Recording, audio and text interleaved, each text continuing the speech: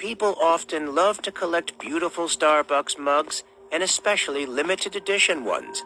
But for me, every time I look at those cups, my head gets dizzy and uncomfortable.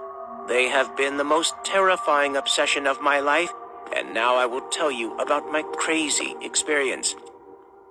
I was 22 years old back then and didn't have to find a job because my family was well off and I never had to worry about money.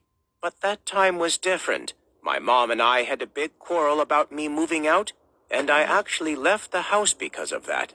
Without a penny, my friends suggested to me to work in a small Starbucks in the city. This store was a bit special because of a giant cup placed outside, and a lot of people came to take photos with it. The cup was 8 feet high and had a door to enter the inside. But as I remembered, customers were never allowed to touch it. I once hoped that when I became an employee at the store, I could discover the secret inside the cup. On the first day of work, I was extremely impressed with the manager's appearance there. He was 30 years old, but had the appearance of a 50-year-old man. There was a lot of gray hair on his head. His cheeks were drooping like a basset hound. His personality was yet as terrible as his appearance. He yelled at the staff all the time as if no one could ever please him. That working day, he kept going back and forth to nitpick one by one. Especially when he came to my spot, he looked at me from top to toe with his judgmental eyes, and I could feel a bit of disgusting perversion in the air. Right from the moment I came here to work, my colleague, whose name was Kelly, told me not to get involved with the manager. Straighten your back. It was around 10 p.m., and the shift was about to end. The manager said that I had to learn to bartend and that he would teach me. It turned out to be an endless nightmare for me. When he was instructing me, he intentionally touched my hand and stood really close to me. Every time he said something, his mouth gave off an extremely disgusting smell of rotten meat. Although I tried to concentrate and mix the right proportions or do exactly as he taught, every time I gave him a drink, his face wrinkled and scowled, saying I didn't do it right. In the next few days, he continued to make me stay late to learn bartending. Day by day, he deliberately stood close to me, making me extremely uncomfortable. I thought I couldn't take it anymore. The thought of quitting my job popped into my head.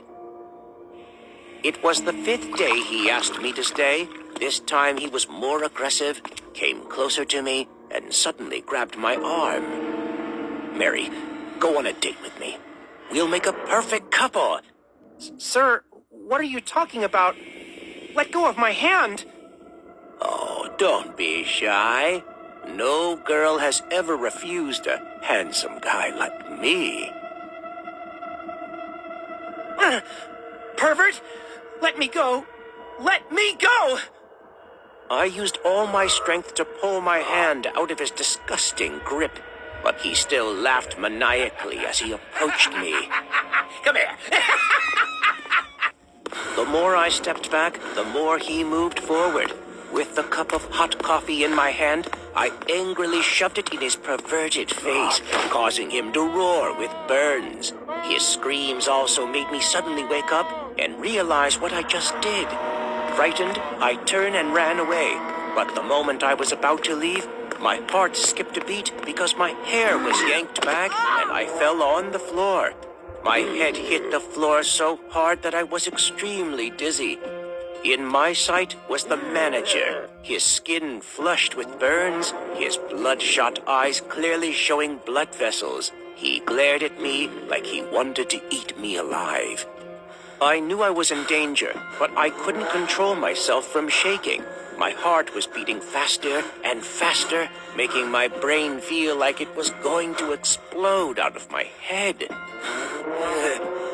You're gonna pay for this! No, I'm sorry. I didn't mean to. Please! He didn't care about my pleas, but grabbed me by the neck and dragged me forward. He tied me up and put me in the giant Starbucks cup.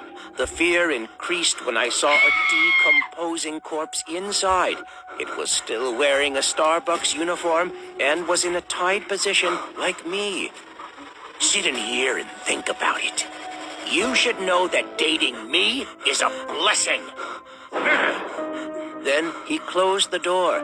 My surroundings were so dark and cramped that I could barely breathe. The invisible pressure of darkness weighed heavily on my head.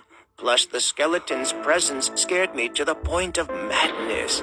I screamed madly until I became exhausted and then gradually fell asleep. The next morning, the buzzing sound of the store woke me up. The sound of customers laughing and talking, the sound of colleagues calling customers' names gave me hope. Help! Someone help me! I'm here! It hurt, but no one answered. The people who could save me were right outside the cup, but no one could hear my pleas for help. Hopelessness slowly embraced my whole body. Let me go! Let me go! Please help me! Until the end of the day, no one heard my words crying for help. No one knew I was stuck in that cup. My body gradually weakened. It was limp from exhaustion. I felt like I was dying. The bright light entered my eyes. In front of me now was my colleague, Kelly.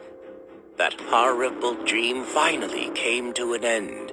I was so exhausted that I couldn't speak and felt so blessed that I could eventually safely pass out.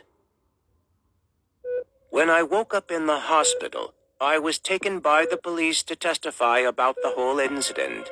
Kelly also told me how she found me. Fortunately, later that day, Kelly was in charge of cleaning. When she came to clean the cup, she was curious about what was inside, so she opened it and happened to see me. The psychopath manager was also arrested and charged before the law. But now I forever carry in me a fear of narrow spaces and the dark.